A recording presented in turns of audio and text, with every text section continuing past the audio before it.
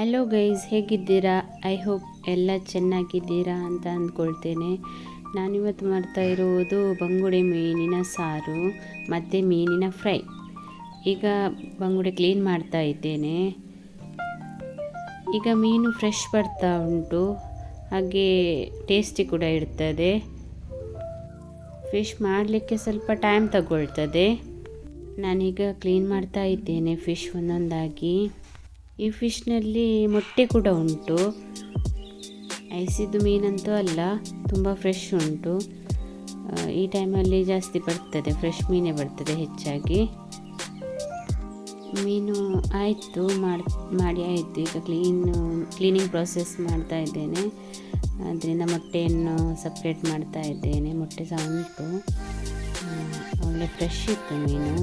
ಇಲ್ಲಾಂದರೆ ಮೀನು ಐಸಿದ್ದೇ ಸಿಗೋದು. ಇದು ಫ್ರೈಗಾಗಿ ಇಟ್ಟಿದ್ದೇನೆ ನಾನು. ಇದಕ್ಕೆ ಉಪ್ಪು, ಹಳದಿ, ಕಾರ್ನ್ಫ್ಲವರ್ ಮತ್ತು ಹುಣಸೆ ಹಣ್ಣು ಹುಳಿ ಎಲ್ಲ ಹಾಕಿ. ಇದು ನಾನು ಮಾಡ್ತಾ ಇರುವ ಸಾರು ಬಂದುಬಿಟ್ಟು ಸ್ವಲ್ಪ ಡಿಫ್ರೆಂಟ್ ಆಗಿದೆ.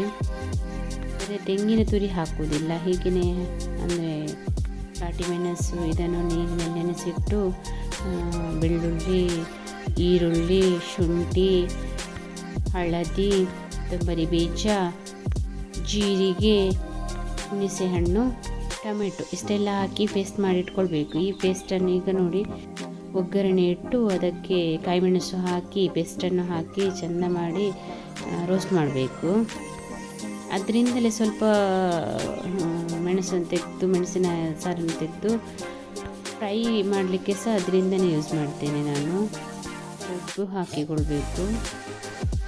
ಈಗ ಚೆಂದ ಕುದಿ ಬಂದಿದೆ. ಈಗ ಇದಕ್ಕೆ ಮಾಡಿಟ್ಟಂಥ ಬಂಗುಡೆ ಮೀನನ್ನು ಹಾಕ್ಬೋದು ಒಂದೊಂದಾಗಿ.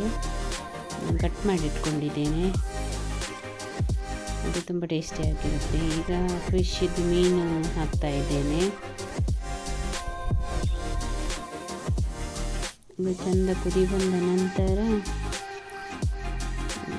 ಕೆಳಗಿಡಬೇಕು. ಜಾಸ್ತಿ ಬೆಂದಿರಬೇಕಂತಿಲ್ಲ, ಇದು ಸ್ವಲ್ಪ ಇದರಲ್ಲೇ ಇದು ಬರ್ತದೆ, ಬೆಂದಿರ್ತದೆ. ಈಗ ಆಯಿತು ನೋಡಿ, ರೆಡಿ ಆಯಿತು. ಇದಕ್ಕೆ ಕೊತ್ತಂಬರಿ ಸೊಪ್ಪನ್ನು ಹಾಕಿ ಈಗ ಇಟ್ಟಿದ್ದೇನೆ. ಈಗ ಇಡ್ಲಿ ತಗೊಂಡು ಅದಕ್ಕೆ ಬಂಗುಡೆ ಮೀನಿನ ಗಸಿ ಒಟ್ಟಿಗೆ ತಿನ್ನಲಿಕ್ಕೆ ತುಂಬ ಟೇಸ್ಟಿಯಾಗಿರುತ್ತೆ.